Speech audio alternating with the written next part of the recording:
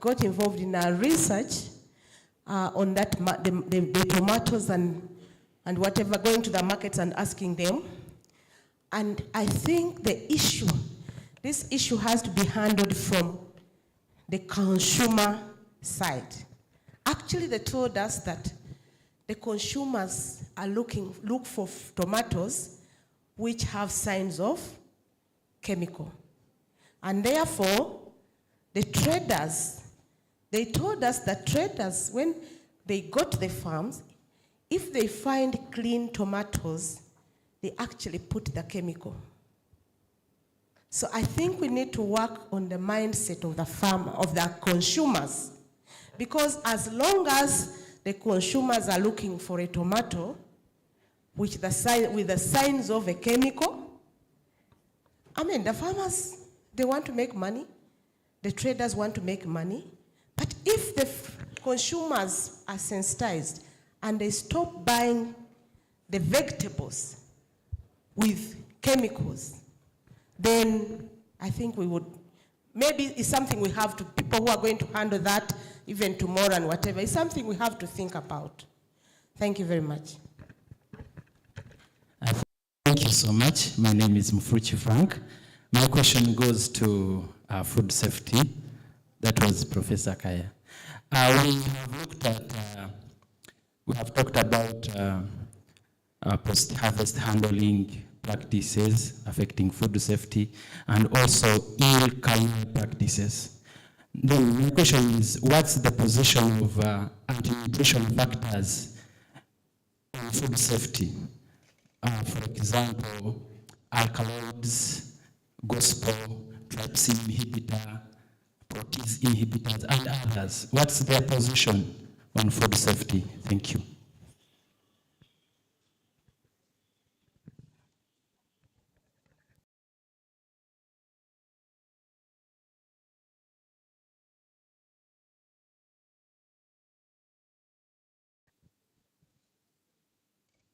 Before maybe I give out to the mic, don't raise up my hand.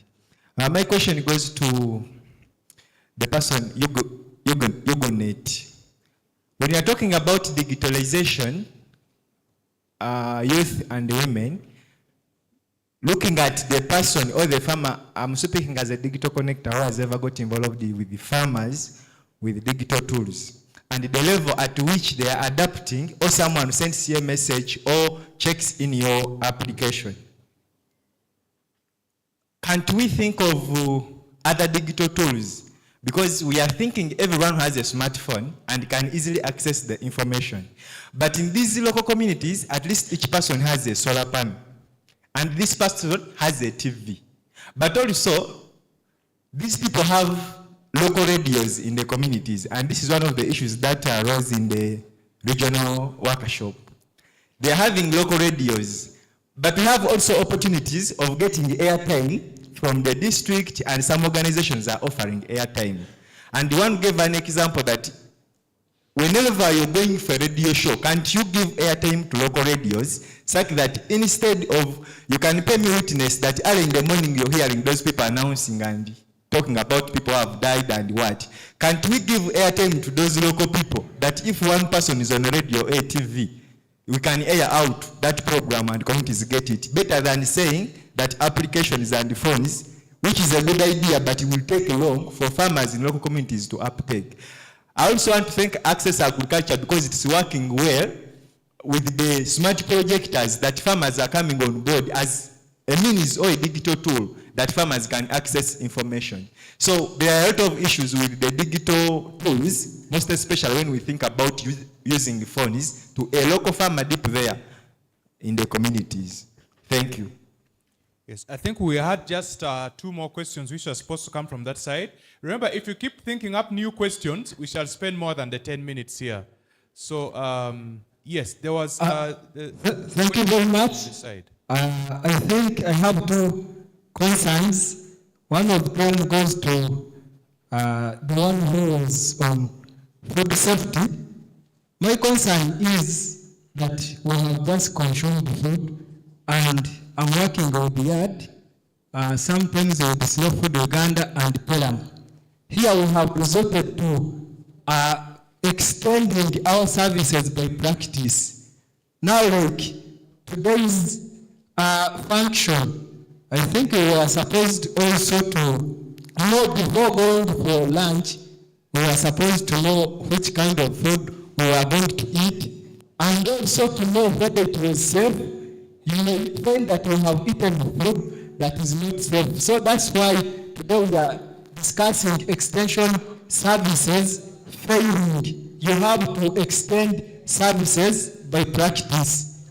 Then too, since we defend the government, today we have so much defend the government, but we have understood we so much have the government on top and the government down. But in a private sector, in extension, we are failing to extend our services. This goes to the government.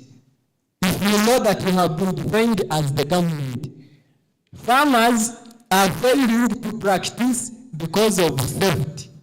Theft has become a problem. Please get to the question. Get to the question. It's not a question, but it's like an advice that goes to the government to be adopted. We shall address that tomorrow as we discuss, please. Okay. Thank you. We appreciate the concern.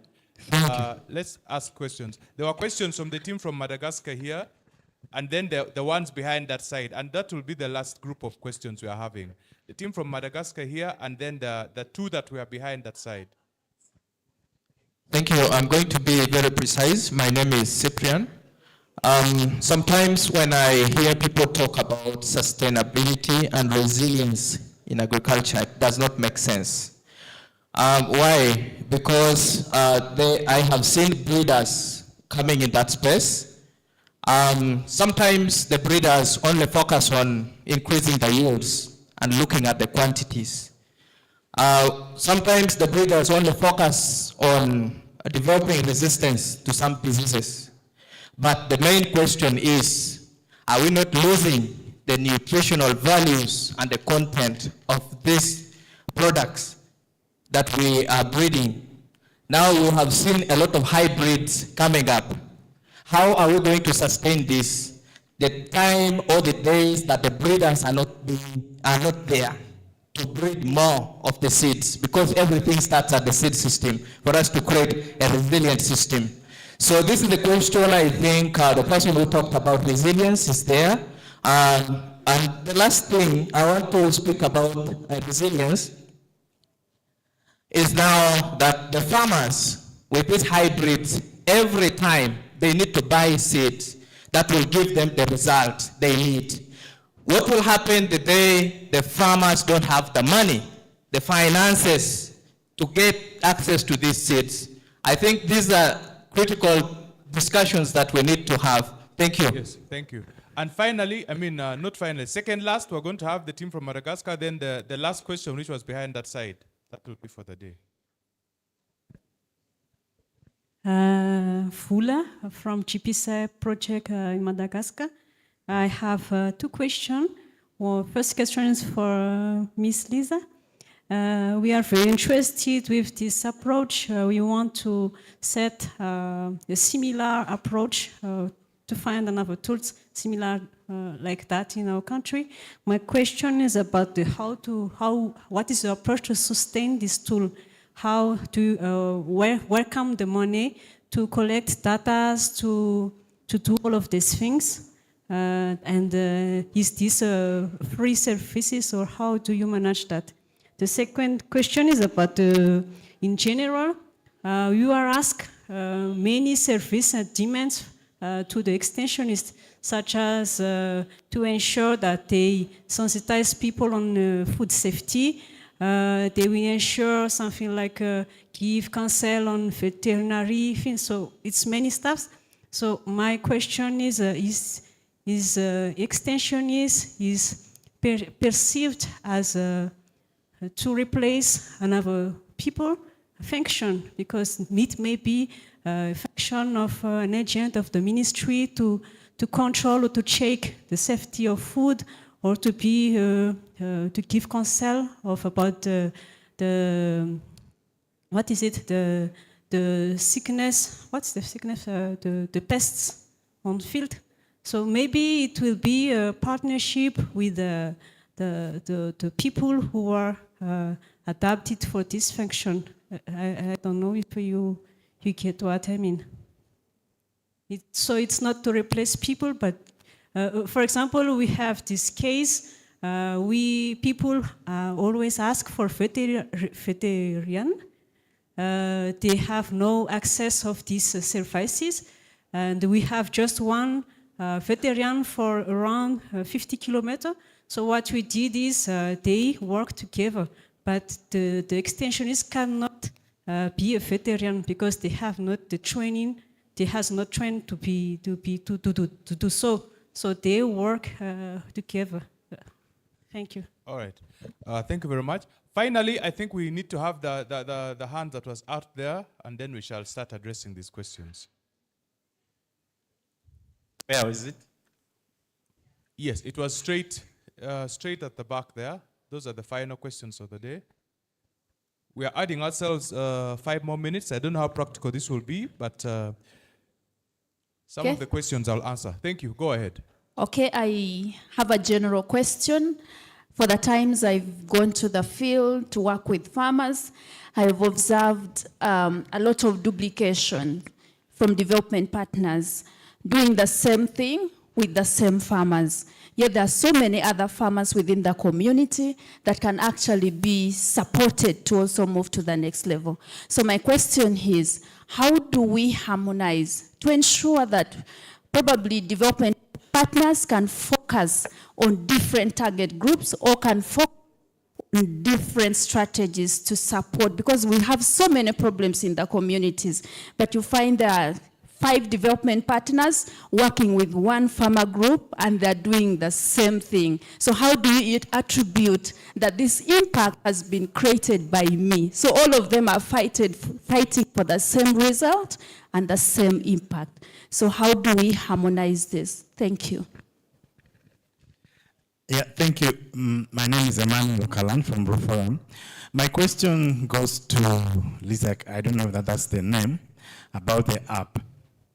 One is you use a continental soil map. How do you account for soil characteristics that vary in a short time? And how often or frequently is the soil information updated? Thirdly, what is the spatial resolution of the soil map that you use?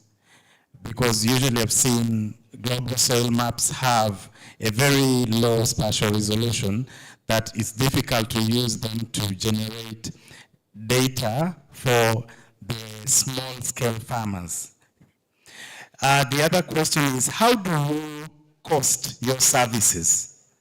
And if you already are costing it, how much is it per farmer? Thank you. Yes, thank you very much for those questions.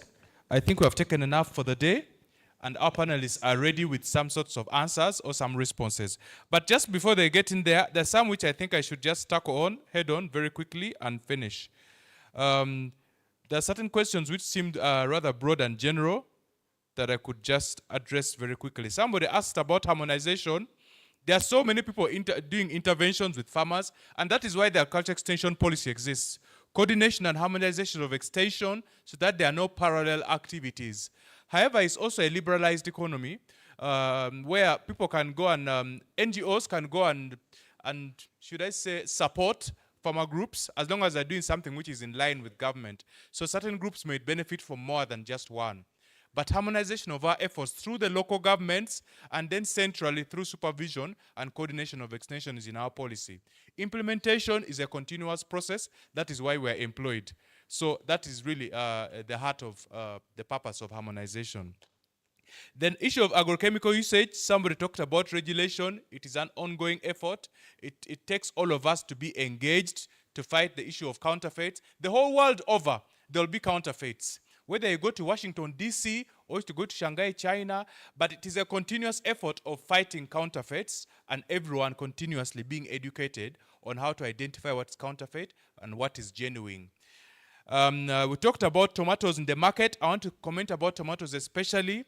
What happens is when these traders go and buy tomatoes or vegetables, because they want the shelf life to be longer, they bring it to the market here. And now the retailer, the person who owns what they call the mudala in Kalerwe, wants to see the chemical on it because he's sure that if I buy tomatoes, they can last on my stall for 3, 4, 5 days. So he preserves the tomatoes. The person buying is most likely indifferent. Most of you, when you go to buy tomatoes, actually, if you saw one that has clean tomatoes that are safe, you would probably go for the clean-looking ones. But you're indifferent. If it's dirty, you'll say, I'll just take it home and wash it. And most people don't buy in so much bulk that they're buying vegetables to store. They buy to eat immediately. So the issue actually is the people who sell these on the stalls themselves who need to be educated. But we also need to be educated not to just go and purchase anyhowly. So it's a concerted effort. Then finally, food safety and inhibitors in food, like soya. Soya has inhibitors and must be treated. Now that, I don't know, that is value addition and maybe communication to let people know that if you're buying soya products, maybe the soya must have been pre-cooked a little bit, or maybe there's some other issues that, let's say, raw cassava that is not well. Have you tested bitter cassava? The way people prepare it, and then they didn't probably get out the cyanide in the cassava. It was not done well. I don't know whether those are food safety issues or issues of recipes and food preparation, but if he has another comment, he can add to that. But usually we don't classify that as issues of food safety. It's just about preparation of the food. For example, if you try to cook avocado, I don't know what it will taste like, but you know it becomes actually a little bit poisonous. You know? Can we say those are food safety issues? I don't know. Then finally, somebody talked about AI. Why does she have to use internet? Why doesn't she go analog and use the radio, which we have used from 1900? But, of course, no offense. Don't take offense, please. But the world is moving ahead. The world will not move backward. Internet is here to stay. It will not go anywhere. We just have to adjust to it. Now, the radios are still used. We have farm radio. Farm radio does a lot of these things. They buy airtime and people go on. But we can't run away from internet. Some parts of the world, they say, are already 100 years ahead of Uganda. And if we again start saying, no, we don't want internet, our farmers are poor, our farmers are not poor, that is a lie. It's a political statement. If you can grow and harvest your things, you can afford a smartphone of 100,000. That's another talk altogether. But this thing of we're poor, we're poor, we're poor. Many of you here have some sort of religious belief. I don't think we were created last. So we have no excuse to always ride on poverty. But that's a talk for another time. Thank you very much. So I'll allow our panelists to take on these questions, and thereafter we shall end today's sessions. Should I stand? Yes, please. We shall just start off with gender. There's no particular order. They'll answer the questions. And if there are any other questions or comments, please don't get intimidated. Write them down and share them with the secretary there. Probably in due time tomorrow, we shall be able to address them. Thank you very much for those questions. Actually, I wanted also to comment on the issue of can we use other tools other than the one which I've talked about. I'm talking about internet, mobile phones, you know. We are in a digital technology era. Please let us think in you or in people. We are not going behind. So you either get on board and learn and move with her. Otherwise, you will be left behind. So that's what we tell our people, our women, that they also have to get on board. As WUGNET also been doing a lot of work using radio. So that is not a technological advancement. So we are looking at the new technologies. So that's what I wanted to add. Then another comment was on why are we empowering women and girls and not boys? Because we are empowering them to hide what? The produce? Yeah, we are giving them money to do much more better. Yeah, Women of Uganda Network. Women of Uganda Network is a women organization. So our vision, our mission really are empowering women and girls. So we believe that through this, when we empower them, the family will improve. However, what I'm saying is that here is that we are also gender sensitive. We don't leave men alone. We also bring them on board. But we are very selfish, as I said. We do 30, 70 women. So we do also sensitize the men, so we bring them on board. But also there are other approaches which we recommend to be used for men also to come up. We use men engage in discussions. We also recommend men mentorship, boys mentorship. We are also encouraging men for projects for men. So please, we also want if you feel that this other gender has been left out, I think it's high time that we also do activities for them. Yeah, so that's also what I can say. Somebody talked about use of AI and replicating information, and somebody actually produces an essay which he does not know. Even AI, this ChatGPT, Gemini, they also provide other venues to understand the essay you are writing. So I believe the problem is with the children who are lazy. I believe the issue is not on ChatGPT. I believe there should be more effort, because even originally we used to go to libraries, do research. We used to have Google, had engine searches. We can do more. So the person to produce that essay should really understand, do a little more research to beef up that essay. Then you also talked about domestic violence. It is an issue, and it's still an issue. So how do we sort out domestic violence? Domestic violence, we need to work together, especially men and women. In terms of awareness raising, we need to raise awareness to tell people that it's not good, because really it leads to death. You've heard we lost Rebecca Cheptegei. So we are doing a lot of advocacy, we are raising awareness, and we are also telling the women to be empowered. Don't stay there. If you are being beaten and killed, why? So we are also teaching them empowerment, their rights. So we are doing a lot to ensure that actually that we raise awareness. We teach the men also the beauty of being together and working together, not killing your wife. That is domestic violence. It's really an issue. It is basically, we sum it up with GBV. We have this coming month, we have a whole 16 days of activism against gender-based violence. We are going to do activism in the whole of Uganda. We are going to sensitize on radio, online, and everywhere, so that the men can understand that GBV is bad. Domestic violence is what? Is bad. So we are doing that. So somebody also asked that I'm talking about this IT in agriculture. And people, the youth originally used not to love agriculture. True. The youth don't want to do agriculture. And they want to be in IT. Most of the youth want to do IT. But I think the effort is awareness raising of the benefits of agriculture. I've seen many things, many good things come from agriculture. So we need to tell these youth that even agriculture can provide a living. They can actually be rich from agriculture. Because we used to associate agriculture with our parents. Originally, we see them, they are poor, there's no money. These days, there is money in agriculture. Actually, many rich people are getting money from where? From agriculture. So we should tell our boys and girls that there is money, so they should go and dig and get money.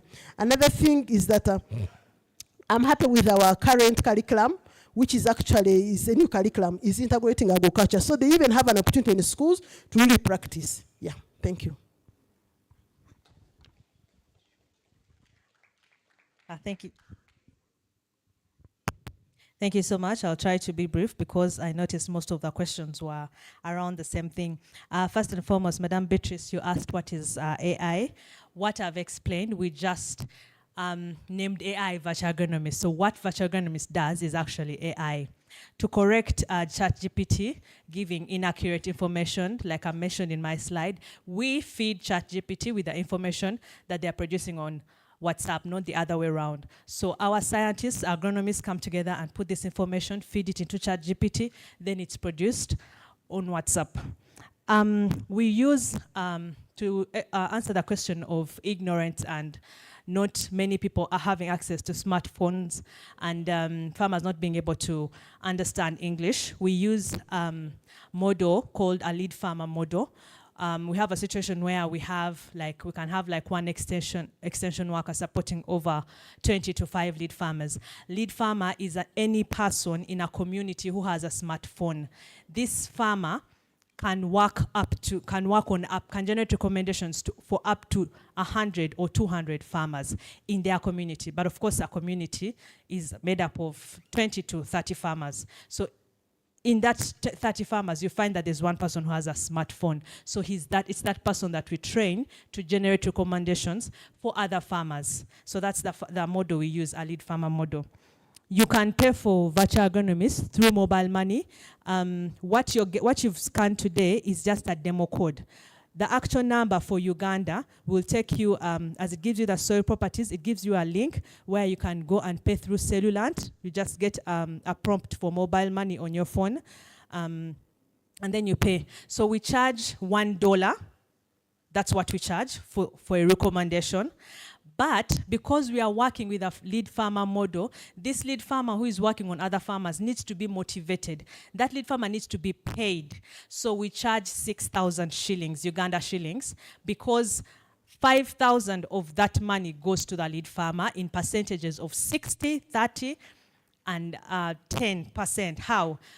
When you generate a recommendation, we pay you 3,000 shillings. And then because we send prompt messages, alerts within the season, we pay the farmers, they get an extra 500 shillings for when they respond to those messages. This is the lead farmer.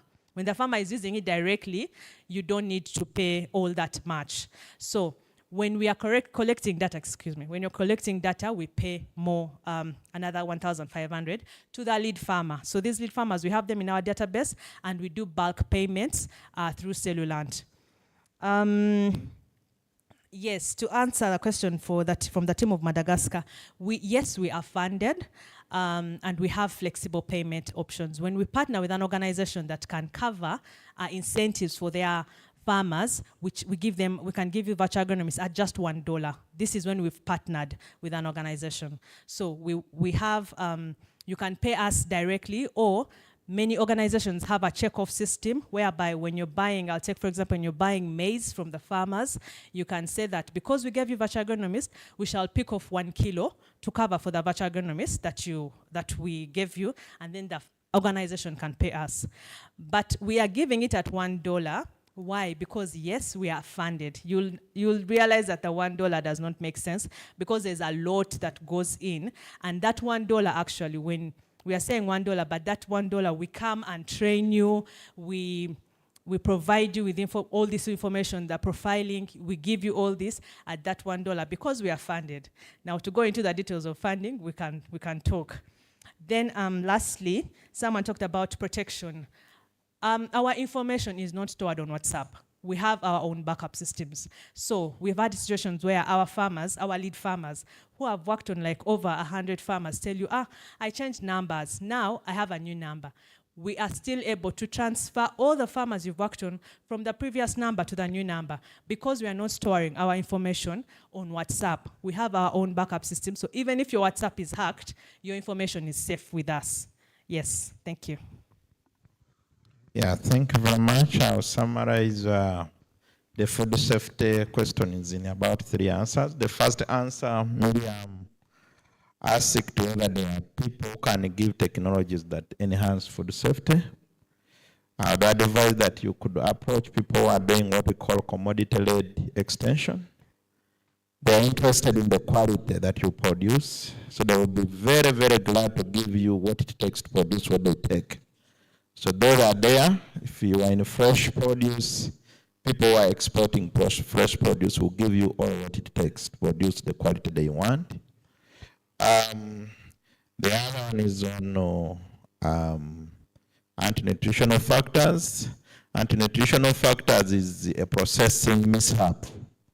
If somebody processes and they leave there the anti-nutritional factor to a level that hinders digestion, it is not a food safety issue per se, it is a product gone wrong. So literally, if you are standardizing and assessing your product and you see that you did not process well, you need to discard that. If it is soya and it's not well toasted, then you have to either redo it through the HACCP approach, or you discard it.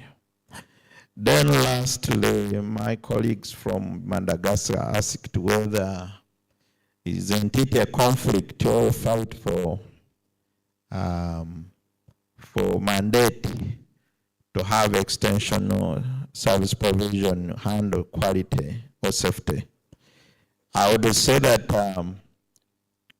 it is very important to me as a person providing extension to mind about safety of a product from an animal or from a plant.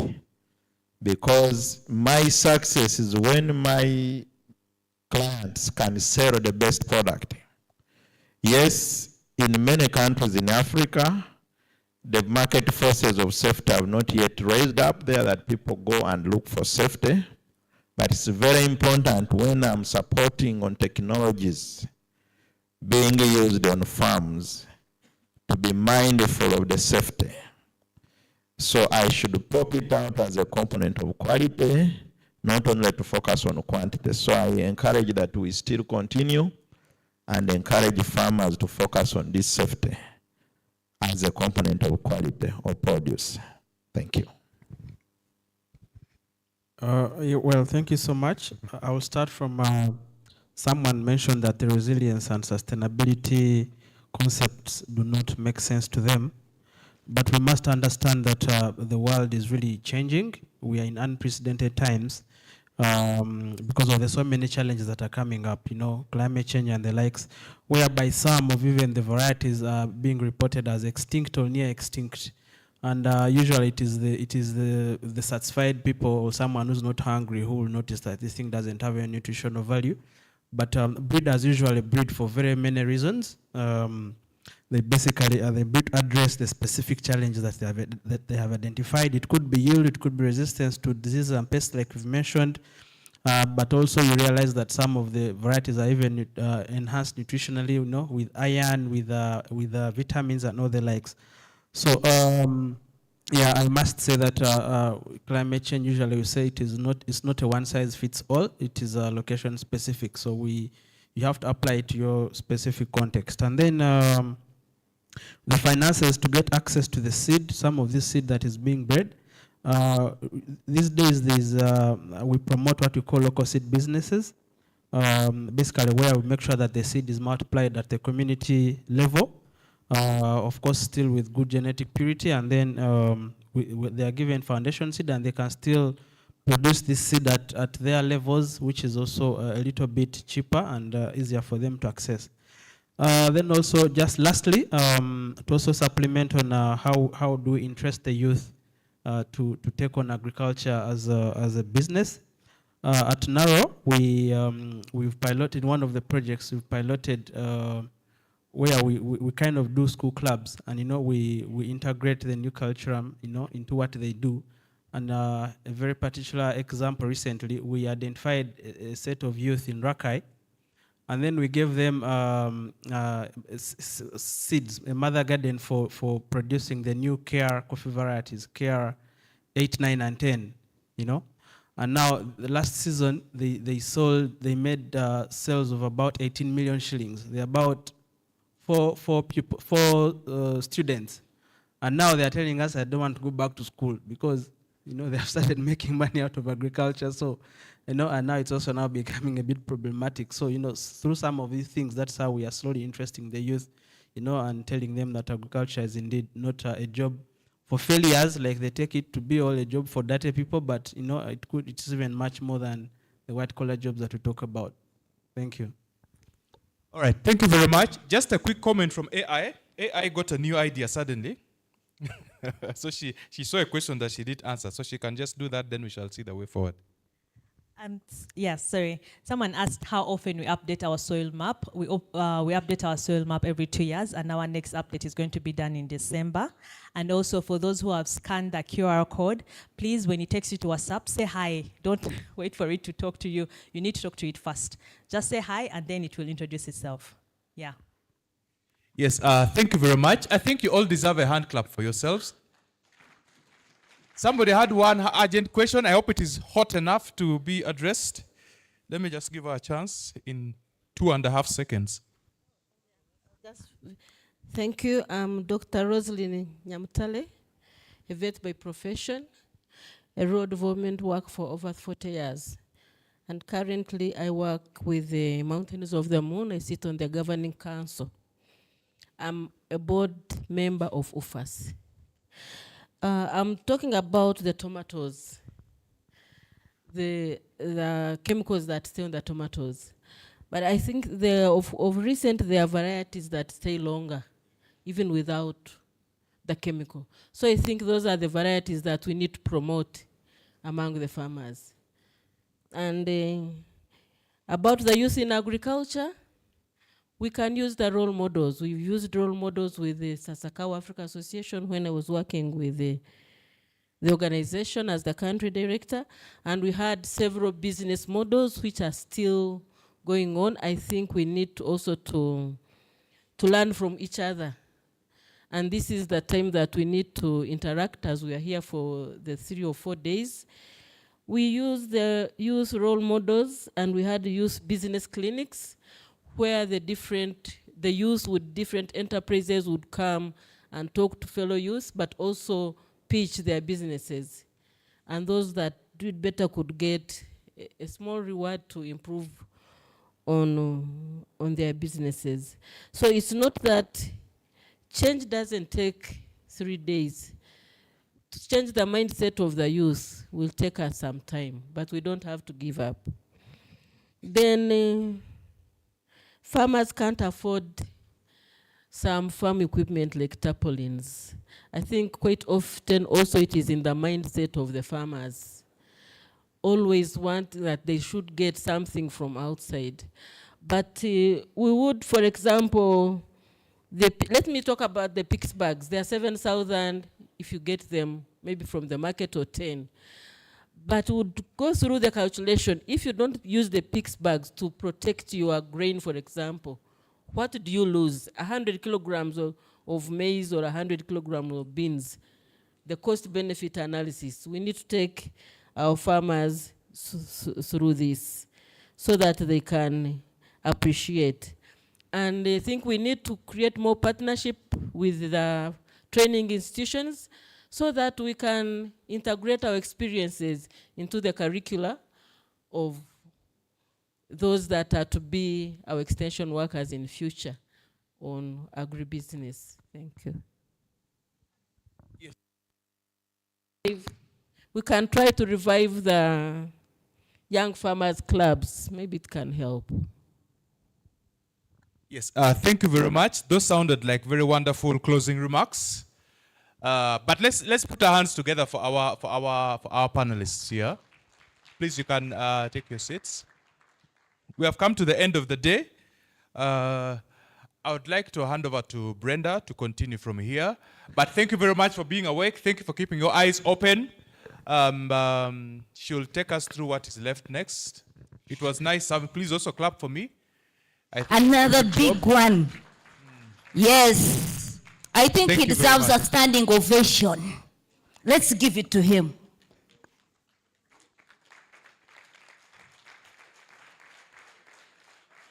Thank you very much, Mr. Joseph Okay from the Ministry of Agriculture, Animal Industry and Fisheries. It has been a great afternoon. I didn't see anyone sleeping or dozing off or somewhere doing that. Amazing session. It was a great one, packed, but very beautiful. Indeed, like he had started off, we are coming to the close of this day. And as we come to the close of this day, I must thank you all for making it this far since we started in the morning up to now. And I would like you to clap hands for yourselves. You are amazing. Yeah, great team we have here. And let's do it again tomorrow. And our day will be starting at 8 a.m. tomorrow. Just like it started at 8 a.m. today.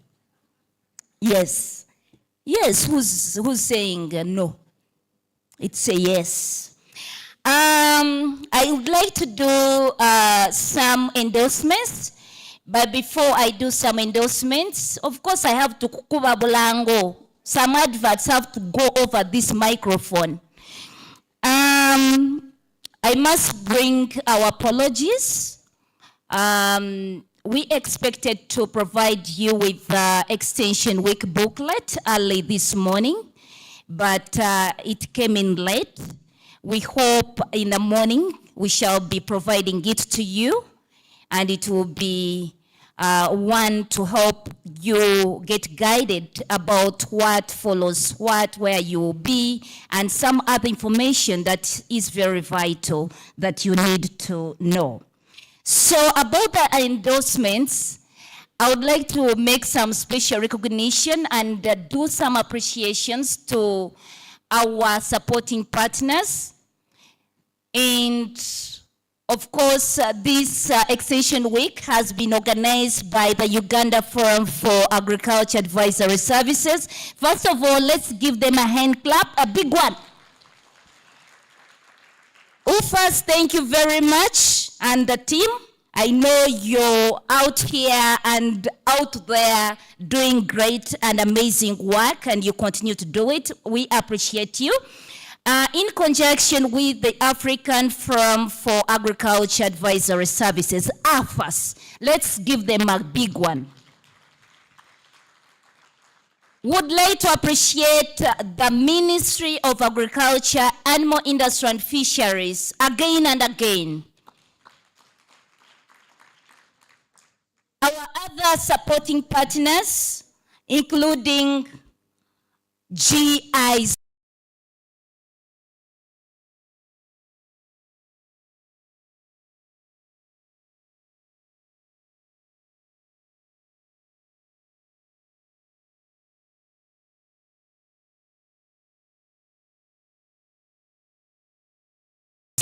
investing in rural people. Yes. CADAP. Let us